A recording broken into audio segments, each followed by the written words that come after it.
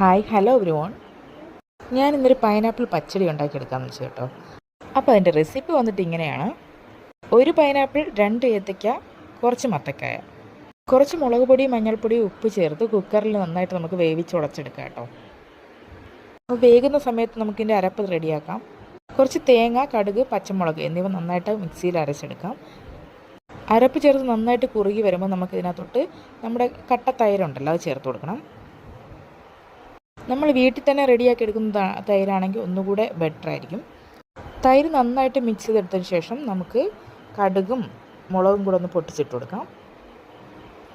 ഇനി ലാസ്റ്റായിട്ട് ഒരു സാധനം കൂടെ നമുക്ക് ഇതിനകത്തോട്ട് ചേർക്കാനുണ്ട്.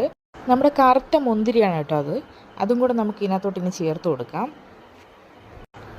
ഇനി നമ്മൾ ഈ മുന്തിരിയും കൂടി ചേർത്ത് കഴിഞ്ഞാൽ നമ്മുടെ പച്ചടി ഇവിടെ റെഡിയായി കഴിഞ്ഞു. നമുക്ക് ഈസി ആയിട്ട് തയ്യാറാക്കാൻ പറ്റുന്ന ഒരു മധുര പച്ചടിയാണ് കേട്ടോ ഇത്. ഇഷ്ടപ്പെട്ടവരൊക്കെ ഈസി ആയിട്ട് ഓണത്തിന് റെഡി ആയിക്കോളൂ കേട്ടോ. ബൈ.